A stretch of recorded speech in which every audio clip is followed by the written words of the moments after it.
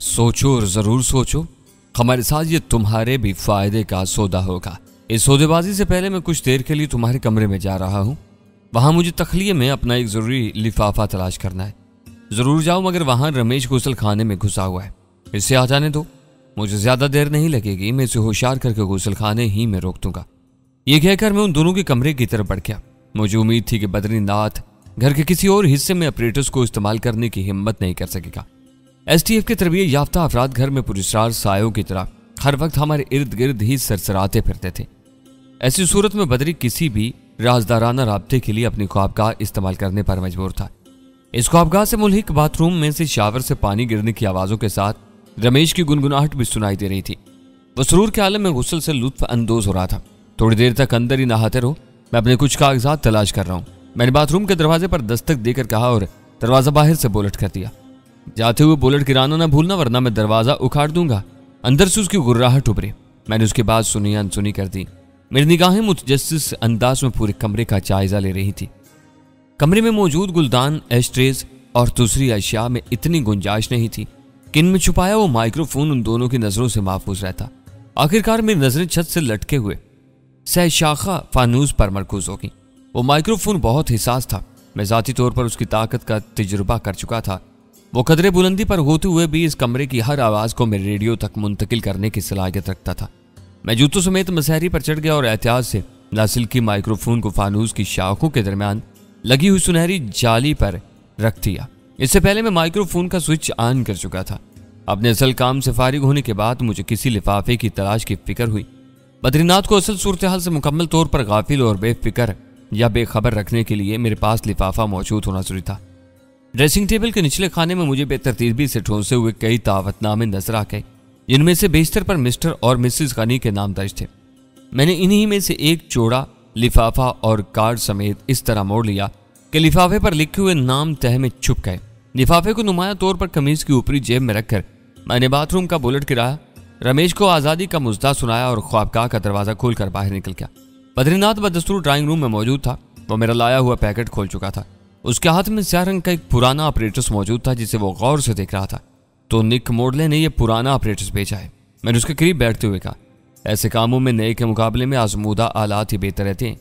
इसकी range 500 kilometre है। हो सकता है कि वो लोग आजकल फील्ड में यही सिस्टम इस्तेमाल कर रहे हो। बद्री बोला, ये ऑपरेटर्स इनके सिस्टम का हिस्सा नहीं हो सकता। मैंने पूरे एतमाद से कहा, क्यों? वहर से मेरा मुंह देखने लगा। तुम इनके हर आदमी की गुफ्तगू सुन सकोगे। अभी तो वो तुम्हारी सलाहियतों ही से मुतमईन नहीं है। तुम्हें जरूरी तरबियत दिलाने का इरादा रखता है। वह तुम पर इतना एतमाद कैसे कर लेगा? यह ऑपरेटर सिर्फ तुम्हारे और निक मोडले के दरमियान राब्ते के लिए ही इस्तेमाल हो सकेगा। बद्रीनाथ ने जुबान से कुछ नहीं कहा, लेकिन उसके बुशरे से जाहिर हो रहा था कि मेरी दलील ने उसे कायल कर दिया था। चिट की हल्की सी आवाज के साथ उसने ऑपरेटर्स का स्विच ऑन किया और काले प्लास्टिक में रुपोश एक बड़ा सा सुर्ख नुक्ता रोशन हो गया। ऑपरेटर्स के स्पीकर पर फिजा में भटकती हुई आवारा रेडियाई लहरों के मध्यम से सनसनाहट गूंजने लगी। वो मवासलाती आला मिल जाने पर बद्री खासा खुश नजर आ रहा था। $3500 देकर आज का हिसाब बेबाक कर दो। मैंने अपना मुतालबा दोहराया। वो सोफे से उठ खड़ा हुआ। मैं निक मोडले से बात करने जा रहा हूँ। वापसी पर तुम्हारी रकम भी निकाल लाऊंगा। पता नहीं पैसों के बारे में तुम इतने बेसब्रे क्यों हो? अपना पैसा मांग रहा हूँ, कर्ज मांगू तो साफ इनकार कर देना। मैंने रुखाई से कहा। उसके पतले पतले होंठों पर मुस्कुराहट फैल गई और वह अपने कमरे की तरफ चल दिया। जो ही वो मेरी नजरों से ओझल हुआ, मैंने किनारे से रखा हुआ रेडियो का थैला उठाकर अपने कमरे की तरफ तोड़ लगा दी और दरवाजा बुलेट करते रेडियो खोल दिया। लासिल की माइक्रोफोन के साथ रेडियो की FM ट्यूनिंग को मैंने जरा भी नहीं छेड़ा था। रेडियो पर फौरन ही बद्रीनाथ की दबी दबी आवाज सुनाई देने लगी। काम हुआ है, वो पुरजोश लहजा में किसी से कह रहा था। अलीशेर बहुत काम का आदमी है। मैं इसे शीशे में उतारने की कोशिश कर रहा हूँ। इसका दिमाग पलट गया तो काम का मजा आ जाएगा। चालाक होने के साथ साथ वो बहुत ज्यादा लालची भी है। हिसाब किताब पर हर वक्त नजर रखता है। और रमेश अग्रवाल की कदर तल्ख आवाज थी। अगर इसे शुबा भी हो गया कि हम कंगाल होने वाले हैं, तो आंखें फेर कर हमें इस शानदार कोठी से धक्के देकर बाहर निकाल देगा। हाजी दिलमुराद हमारे साथ हाथ कर गया है। बद्रीनाथ की मुतासफाना आवाज सुनाई थी। मैं अलीशेर की तसल्ली के लिए उम्मीद भरी बातें करता हूँ, वरना अब मुझे थैला मिलने की जरा भी उम्मीद नहीं है। गलती तुम्हारी है कि तुमने उस पर भरोसा किया। डॉलरों का थैला तुम्हें अपने साथ लाना चाहिए था। अब इस वक्त को वापस नहीं लाया जा सकता। अभी हम अलीशेर के 13,500 के कर्जदार हैं। क्यों? 1,500 से ये 13,500 कैसे हो गए? तन्हाई में बद्रे के साथ रमेश का रवैया बराबरी का सा महसूस हो रहा था। वो बदमाश अब 3 के 5 मांग रहा है। ये बात उसे भी मालूम है कि ऑपरेटर्स आ जाने के बाद हमें उसके आदमी को बार बार निक के पास भेजने की जरूरत नहीं रहेगी। 10,000 डैनी के देने हैं, तुम इसे बिगाड़ दोगे। डैनी वाले 10,000 तो इसी वक्त दिए जाएंगे जब वो हाथ आएगा। इस वक्त हमारे पास 10,000 की 4 बंद और एक खुली हुई गड्डी बाकी है। अगर तुम डैनी के चक्कर में अलीशेर पर ज्यादा मेहरबान होने की कोशिश ना करो तो ये रकम बहुत काफी है। रकम के बारे में निक से भी बात नहीं की जा सकती। अगर हाजी दिल मुराद कभी जाली नोटों के साथ पकड़ा गया तो इन लोगों को मालूम हो जाएगा कि हम नई दिल्ली में डॉलर छाप छाप कर बाजार में ला रहे हैं। इस बार बद्रीनाथ का लहजा बुलंद आवाज में खुद कलामी जैसा था। रकम के मामले में उसे अलग ही रखो। अब हम उसके लिए काम करेंगे तो हमारी सारी जरूरतें भी वही पूरी करेगा। हमारी रकम हमारी आयाशियों के काम आएगी। इस वक्त तो अलीशेर की ये कोठी ही हमारी सबसे बड़ी आयाशी है। बद्रीनाथ की आवाज हसरत अमेज थी। अलीशेर के आदमी ने 2 बातों के सिवा तीसरी कोई बात नहीं बताई। ट्रेनिंग और ऑपरेटर्स पर बात करने के सिवा कोई और हदायत नहीं मिली। तो फिर इससे बात कर लो, कुछ तो पता चले कि अब हमारी ट्रेनिंग कहाँ होगी। अलीशेर मेरी बात मान ले तो हम ट्रेनिंग पर इससे भी अपने साथ ले जा सकते हैं।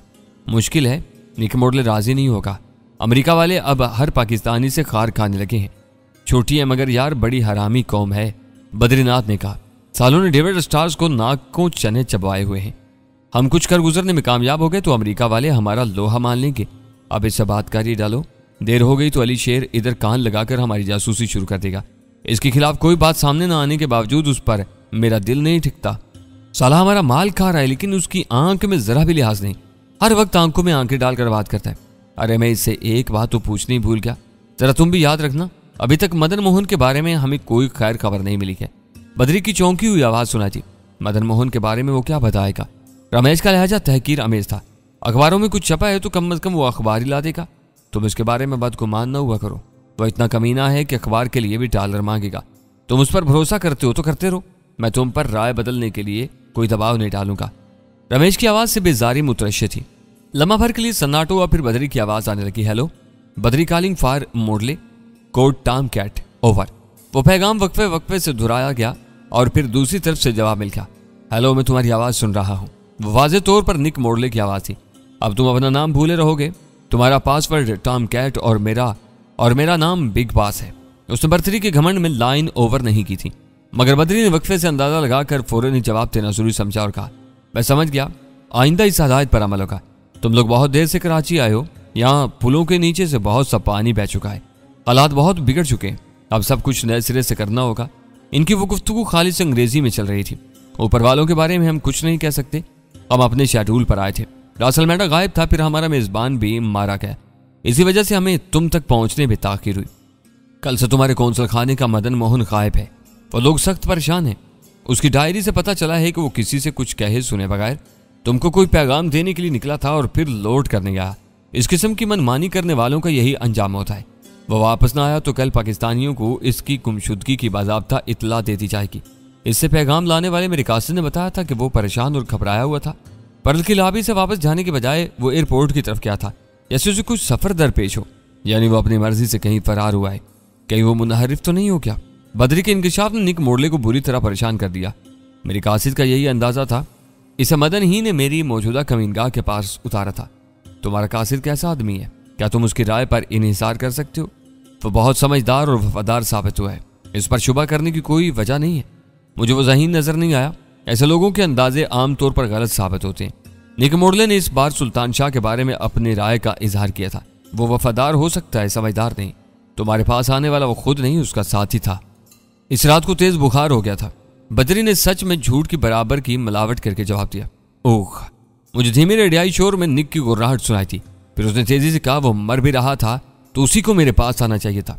ज्यादा मकामियों को मुलविस करके तुम अपने साथ मेरी गर्दन भी कटवाओगे। ये सब नाकाबिले एतमाद और एक ही थैली के चट्टे बट्टे। अब आइंदा भी दूसरा आदमी ही मेरे पास आएगा। Okay big boss. बद्री की आवाज पर मुर्दनी तारी होगी। तो अपने कदमों पर चलने के काबिल होता तो खुद ही तुम्हारे पास आता। मैंने वक्त करीब आने पर मजबूरन दूसरे को भेजा था। वो इसी का आदमी है। तुम्हारे साथ कुल कितने मकामी हैं? निक लहजा सर्द और सपाट हो गया।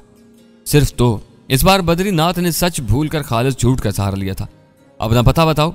दूसरी तरफ से उसी लबो लहजे में मुतालबा किया गया। मैंने मकान और यहां तक पहुंचने का रास्ता ज़हन नशीन कर लिया, लेकिन पते से नावाकिफ हूं। इन दोनों से तुम क्या काम ले रहे हो? एक मरतबा बरहम होने के बाद निक का लहजा मामूल पर नहीं आया था। इन्होंने ये कमीन गाह फराम की है और डैनी की तलाश में है। तुम्हारा ख्याल है कि जिसे रास अलमैंडा जेर न कर सका उसे ये 2 चूहे घेर लेंगे? मैं सिर्फ कोशिश ही कर सकता हूँ। बद्रीनाथ की आवाज़ कमज़ोर पड़ गई। इनमें से एक इतना बासलाहियत है कि उसे राह में भी लिया जा सकता है, लेकिन ये ज़रूरी नहीं है। नहीं, अब मैं पाकिस्तानियों से नफरत करने लगा हूँ। ये काबिल एतमाद नहीं होते। मैं आइंदा ध्यान रखूंगा। तुमसे रब्ता होने तक मुझे अपनी स्वाबदीद पर इन्हिसार करना था। हो सकता है कि इस सिलसिले में मुझसे गलतियां सरजद हुई हों। मुझे आज कोई मुतबादल ठिकाना मिल जाए तो मैं इसी वक्त इन दोनों पर लानत भेज सकता हूँ। बिग बॉस की हर ख्वाहिश को पूरा करना मेरा अव्वलीन फर्ज है। ऑपरेटर्स तुम्हें अपनी असल पैकिंग में मिला था? निक पर सवालात का दौरा सा पड़ा हुआ था। हाँ, मैंने टेप का एक एक जोड़ एहतियात से देख कर खोला था। इससे बिल्कुल नहीं चिढ़ा गया था। तुम्हारे बारे में मदन मोहन का खत भी मुझे सरकारी मोहरों समेत मिला था। यही वजह है कि मैंने आज हर कीमत पर 11 बजे अपना कासर तुम्हारे पास भेजने की कोशिश की थी। पहली बार निक मोडले का लहजा नरम पड़ता हुआ महसूस हुआ। वो कहने लगा, हमारे लिए मकामियों की मदद हर हाल में बहुत अहम होती है। काम का आदमी मुकद्दर ही से मिलता, लेकिन कुछ अरसे से इस बारे में दर पै तल्ख तरीन तजर्बात हुए। फिलहाल मैं कोई खतरा मोल नहीं लूंगा। कोई काम का आदमी है तो उसको निगाह में रखो। आगे चलकर हमें ऐसे आदमियों की जरूरत पेश आएगी। मेरी बातें कड़वी जरूर होती हैं, मगर इनके पीछे मेरा तवील तजर्बा बोल रहा होता है।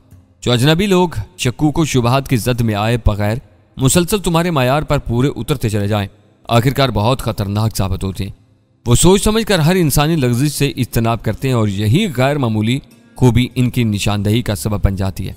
निक मोडले के वो अल्फाज सुनकर मेरे बदन में सनसनी की लहरें सी सराहियत कर गईं। उसने बद्रीनाथ से सवालों जवाब करके बहुत कुछ नताइज अखज़ कर लिए थे। यूं मालूम हो रहा था जैसे उसने मुझे न देखने के बावजूद देख लिया हो। यह गनीमत हुआ था कि मैंने इब्तदा ही से अमरीकी कौंसल खाने जाने से गुरेज की राह इख्तियार की थी। तुम्हारी बातें सबक अमूज हैं, मैं इनसे बहुत कुछ सीखूंगा। बद्री की आवाज़ आई। फिलहाल डैनी को इसके हाल पर छोड़ दो। कुछ रोज के लिए इसे भूल जाना ही बेहतर होगा। इस वैशी भेड़िए ने इन दोनों में से किसी को घेर लिया तो इनके सहारे तुम तक पहुंच जाएगा। अब तुम ट्रेनिंग की तैयारी कर लो। इंडिया से तुम्हारा रिकॉर्ड मिल चुका है। सफरी दस्तावेजात मुकम्मल होते ही तुम्हें बता दिया जाएगा। इसका मतलब है कि हमें किसी और मुल्क का सफर करना होगा। बद्री ने पूछा, ये अमेरिका में चंद हफ्तों की तरबियत होगी, फिर तुम्हें लौट कर यहीं आना है। इस वक्त हमारी सारी तवज्जो पाकिस्तान पर मरकूज है। यह मुल्क हैरवन का सबसे बड़ा गैर एलानिया सरपरस्त है। इसकी जंगी जसारतें पूरे खित्ते के अमन के लिए खतरा बन चुकी हैं। अब वक्त आ गया कि खेल खत्म कर दिया जाए। हम दोनों हर वक्त तैयार रहेंगे। बद्रीनाथ की आवाज में एतमाद बहाल हो चला था। जरूरत हुई तो अब मैं खुद राब्ता करूंगा। ओवर एंड ऑल, ये तो कोई बहुत ही खतरनाक बुलडॉग मालूम होता है। ऑपरेटर्स पर गुफ्तगू का सिलसिला खत्म होने के बाद रमेश की तफक्कुर आमेज आवाज सुनाई थी। बातों ही बातों में तुम्हें बुरी तरह उधेड़ कर रख दिया। अपनी लगाम दूसरों के हाथ में देने का यही नतीजा होता है। बद्री की मजरू आवाज उभरी। तुमने सुन लिया कि भारत से हमारा रिकॉर्ड उसे मिल चुका है। अपने ब्यूरो में हम 30 मारखान थे। इसके सामने कुछ भी नहीं है। हमें इसके हाथ बेच दिया गया है। अली शेर ठीक ही कह रहा था कि एक वक्त में 2 की गुलामी नहीं की जा सकती। मुझे भी दुख हुआ है, रमेश ने तंबीह करने वाले अंदाज में कहा, मगर तुम्हारे अल्फाज से बगावत की बू आ रही है। खुद को संभालो, ये बातें अच्छी नहीं। कामें ऐसी ऊंच नीच आती ही रहती है। यह बगावत नहीं, बददिली है। मैं सोच रहा था कि वो मेरी दरियाफ्त पर खुश होगा और अली शेर को भी हमारे साथ भेज देगा, लेकिन इसने मुझे मौका ही नहीं दिया। अली शेर के बारे में मेरी राय भी बहुत अच्छी नहीं है। तुम खुद सोचो कि लालच के सिवा वो तुम्हारी हर तवक्का पर कैसे पूरा उतरता चला रहा है। बरसों से हमें ऐसा कोई मददगार नहीं मिला होगा। लालच 1000 खराबियों की एक खराबी है। इस वक्त वो सिर्फ और सिर्फ मरूब करने के चक्कर में था। इसकी बाज बातें चशम खुशा भी थी, मगर यह बिग बॉस मुझे पसंद नहीं आया। नौकरी में पसंद और नापसंद नहीं चलती। रमेश की मानी खेज आवाज उभरी। समझौतों के तहत बहुत कुछ तस्लीम करना पड़ता है। अब इसे भूलकर आगे की फिक्र करो। मैं ये सोच रहा हूं कि पाकिस्तान में ऐसा कौन सा काम हो सकता है जिसे सर अंजाम देने के लिए हमें तवील तरबियत की जरूरत पेश आ जाए। ट्रेनिंग और रिफ्रेशर कोर्स इन लोगों के तकिया कलाम है। वो खुद ही कुछ बता देता तो और बात थी। मैं इससे कोई बात नहीं पूछूंगा। पता नहीं वो किस बात पर फाड़ खाने को दौड़ पड़े। तुम्हारे चेहरे से उदासी झलक रही है। बाहर निकलोगे तो अली शेर बहुत से अंदाजा लगा लेगा। खुद को संभालो। चलकर बिग बॉस की हदायत की रोशनी में अली शेर को टटोलते हैं। अगर उसकी तरफ से मेरी बदगुमानियां खत्म हो गई तो मैं खुद निक से बात करूंगा। वो बरहम होता है तो हो जाए। वो हमें मार नहीं सकता। डिसिप्लिन की खिलाफ वर्जी पर ज्यादा से ज्यादा वापस भेज देगा। मुअत्तली और चार्जशीट के सिवा हमारा क्या बिगाड़ा जा सकता है, इसे देख लिया जाएगा। तुम चलो, मैं नहा कर बाहर आऊंगा। बद्री ने जवाब दिया और आवाजों का वो सिलसिला भी मौकूफ हो गया। रेडियो बंद करके मैं काफी देर बाद अपने कमरे से बाहर निकला तो रमेश एक फिल्मी गाने की धुन पर सीटी बजाते हुए टेलीविजन देखने में मसरूफ था। मैं उसे मुखातिब किए बगैर लॉबी में एक सोफे पर बैठ गया। उसने चौंक कर इस्तजाइया नजरों से मेरी तरफ देखा और तंजिया पैराए में बोला, सुना है कि तुम बड़े ऊंची उड़ान उड़ रहे हो। आज सुबह आदमी भेजने के 3 के बजाय 5,000 मांग रहे हो। तकलीफ हो रही है तो 3 भी मत दो। मैंने उसे घूर कर सर लहजे में कहा। वो अपनी कुर्सी में कसमसा कर रह गया। तुम मुझसे किस तरह बात कर रहे हो? मैंने जवाब दिया, देखो रमेश, मैं दोस्तों से उलझने वाला आदमी नहीं हूं, लेकिन मैं अपनी बेइज्जती भी बर्दाश्त नहीं कर सकता। मेरी अना को ललकारोगे तो मेरा लहजा इससे भी ज्यादा खराब हो सकता है। उसके चेहरे पर हैरत फैल गई। इसका मतलब हुआ कि तुम्हें मेरी खुशनुदी की कोई परवाह नहीं। मैं मस्खरा नहीं हूं और ना तुम्हें खुश करने के पैसे ले रहा हूं। मुझसे सिर्फ काम की बात करोगे तो फायदे में रहोगे। तुम बिला वजह मुझसे उलझने की कोशिश मत किया करो। रमेश चंद सानियों तक बेएतबारी से मेरी तरफ देखता रहा, फिर अचानक ही उसका मूड तब्दील हो गया और वो हंस पड़ा। मैं तुम्हारा इम्तिहान ले रहा था यार। ये बहुत अच्छी बात है कि तुम खुददार भी हो। अपनी इज्जत के लिए बड़े से बड़े माली फायदे को ठोकर मार सकती हो। किसका इम्तिहान ले रहे हो? अंदर से बदरी सवाल करता हुआ बाहर आ गया। तुम्हारे साथी ने इस वक्त मेरा मूड खराब कर दिया है। मैंने शिकायती लहजे में कहा। मेरी खोपड़ी सनक गई तो अब कह रहा है कि ये मेरा इम्तिहान ले रहा था। क्या निक मोडले ने इसे ऐसी कोई हदायत की है? बदरी की आंखें फैल गईं। तुम्हें यह ख्याल क्यों आया? क्या वो ऐसा कह सकता है? मैंने बेपरवाही से अपने शाने झटक कर जवाब दिया, पता नहीं, तुम ऑपरेटर्स पर निक से बात करने गए थे। इसी के बाद रमेश ने उखड़ी उखड़ी बातें शुरू की हैं। बदरी ने नरमी से कहा, रमेश की बातों का बुरा मत मानो। इसकी आदत ही कुछ ऐसी है कि कभी कभी ये अपनी बातों से मुझे भी गुस्सा दिला देता है, मगर दिल का बुरा नहीं है। तुम इसके दोस्त हो और मैं एक अजनबी। इसे इस बात का ध्यान रखना चाहिए। यार बस गुस्सा थूक तो ना, रमेश ने हल्का सा कहका मार कर कहा। अब तुम्हें मुझसे कोई शिकायत नहीं होगी। बज़ाहिर वो बात वहीं रफा दफा होगी और हम तीनों खामोशी के साथ टेलीविजन की तरफ मुतवज्जा हो गए। कुछ देर बाद रमेश पानी पीने के लिए किचन की तरफ गया तो बदरी मेरी तरफ झुक कर राजदाराना लहजे में बोला, रात को अपना दरवाजा खुला रखना, मुझे तुमसे कुछ जरूरी बातें करनी है। साफ जाहिर था कि इन दोनों के दरमियान खलीज पैदा हो चुकी थी। मेरे लिए वो दोनों मोजी बराबर थे। फायदा उठाने का एक मौका सामने आते ही मैंने इस बात में सर हिला दिया। बदरी फुर्ती से अपनी निशिस्त में दोबारा सीधा हो गया। रमेश पानी पीकर मुंह पूछता हुआ आया और आते ही उसने मुझसे मुखातिब होकर एक नया शोचा छोड़ दिया। तुम निक के बारे में अधूरी बात करके चुप हो गए। बदरी से मजीद पूछगछ नहीं करोगे? मुझे निक से क्या लेना? वो तुम्हारी आपस की बातें हैं। तुम मुझसे उल्टी सीधी बातें ना करते तो मैं इसका हवाला भी ना देता। तुम खुद ही कुछ ना बताना चाहो तो सुन लेने में मुझे कोई उज़र नहीं होगा। अली शेर को डैनी के बारे में बता ही दिया जाए। रमेश ने बदरी से इस्तफसार किया। उसने सर हिला दिया। डैनी की तलाश के लिए हम तुम्हें पेशगी $10,000 दे चुके हैं, बाकी इसके हाथ आ जाने पर अदा करने थे। फिलहाल हमारी तरजीहात बदल गई हैं। डैनी का किस्सा यही खत्म समझो। और ये आज के बकाया 3,500। बदरी ने अपनी जेब से नए नोट निकाल कर मेरी तरफ बढ़ा दिए। यहां तक हमारा हिसाब बराबर हो गया। आगे जो कुछ होगा देखा जाएगा। इसका मतलब है कि तुम यहां से चले जाओगे? मैंने नोट लेकर पूछा। तुम्हें एतराज ना हो तो हम चंद रोज यहीं गुजारेंगे। तुम चाहो तो तमाम सहूलतों का मुआवजा ले सकते हो, जैसी तुम्हारी मर्जी। चाहे तुम ट्रेनिंग तक यहीं रुकना चाहते हो। मैंने कहा, यूं ही समझ लो हमें किसी भी वक्त कूच का हुक्म मिल सकता है। जब तक दाना पानी है यहाँ रहेंगे। चंद मिनट में उन दोनों के कयाम की शराइत तय होगी, लेकिन इस वक्त मेरे जहन में बदरी के अल्फाज ने हलचल मचाई हुई थी। मैं ये अंदाजा लगाने से कासिर था कि वो रात को तन्हाई में मुझसे क्या बात करने चाह रहा था। निक मोडले से ऑपरेटर्स पर बात होने के बाद घर का माहौल यकसर बदल कर रह गया था। फिजा में कशीदगी फैल गई थी। हम तीनों एक दूसरे से खिंचे खिंचे नजर आ रहे थे। इसी माहौल में खासी ताखीर से दोपहर का खाना खाया गया। खाने की मेज पर खामोशी रही, जैसे हम तीनों किसी की तदफीन के बाद कड़वी रोटी खा रहे हों। खाने के बाद मैं सस्ताने की नीयत से अपने कमरे में आ गया। इस वक्त तक वो दोनों खाने में मसरूफ थे। 5 बजे के करीब मैं गनूदगी के आलम में था कि फोन की तेज घंटी ने मुझे आंखें खोलने पर मजबूर कर दिया। दूसरी तरफ से अव्वल खान बोल रहा था। वो इस वक्त भी अपने दफ्तर में मौजूद था। रस्मी कलमात के तबादले के बाद वो बताने लगा, बज़ाहिर कमजोर और बेजरन नजर आने वाला मदन मोहन बहुत सख्त चांद साबित हुआ। पिटते पिटते जब वो आखिरी सांसों को पहुंच गया तब उसने जुबान खोली है। वो नेचुरल इंफॉर्मेशन सेल के जरिए सोशल रैकेट चलाने के साथ साथ दूसरे कामों में भी मुलव्विस रहा है। अब उसके गुनाहों की फहरिस्त खासी तवील और काबिल ताज़ीर हो गई है। कुव्वत मुज़ाहमत के जवाब देने के बाद उसने बदरी और रमेश के नाम तक उगल दिए हैं। खूब तो उसने इन दोनों को भेजे जाने वाले पैगाम का मतन भी बता दिया होगा। पहले इस पैगाम की तरफ से अनजान बना हुआ था। अब उसने वही कुछ बताया जो तुम मालूम कर चुके थे। उसने ये भी मान लिया है कि रास अलमेडा की मौत के बाद शहर में बम्बों के धमाके रा के एजेंटों ने कराए थे और रमेश या बदरी का काम नहीं था। इसमें बराह रास्त मदन मोहन के आदमी मुलव्विस थे। अब तुम इत्मीनान के साथ इसका झटका कर सकते हो। इसके बारे में तराशी हुई मेरी कहानी आज ही उसके बड़ों तक पहुंच जाएगी और वो इसके फरार के असबाब में सर कपाना शुरू कर देंगे। ये कैसे मुमकिन हुआ? क्या इन दोनों ने अपने आदमियों से राब्ता कर लिया? अपने आदमियों से नहीं, मगर निक मोडले से बात जरूर हुई है और इसे मेरी कहानी मिन्नो अन सुना दी गई है। वो खुद ही बदरी से मदन मोहन के बारे में जानना चाह रहा था। ये बातें तुम्हें नादरा वाली तरकीब से मालूम हुई या इन्होंने खुद बताई हैं? नादरा वाली तरकीब ही काम आई है, लेकिन मेरे खिलाफ इतना जहर उगला है कि अब हम तीनों के दरमियान एतमाद का हर रिश्ता खत्म हो चुका है। मैंने धीमी आवाज में उसे आगाह किया। तो क्या निक ने तुम्हें पहचान लिया? उसने गलत फहमी में मुब्तला होकर पूछा। इसे मेरी असलियत की तो भनक भी नहीं मिल सकी। वो यही जोर दे रहा था कि कोई पाकिस्तानी काबिल एतमाद नहीं हो सकता। अलीशेर खास तौर पर उसकी नजरों में खटक रहा है।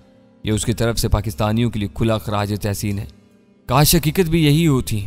मेरे पास वक्त था और अव्वल खान तजस्सुस में मुब्तला था, इसलिए मैंने धीरे धीरे हर बात उसे बता दी। उसे हैरत हुई कि रमेश ने निक मोडले के अफकार से फैज़याब होते ही मेरे मुंह आने की ओछी हरकत की थी। अगर मैं तहम्मुल से काम न लेता तो इसी वक्त कोई बड़ा हंगामा खड़ा हो सकता था।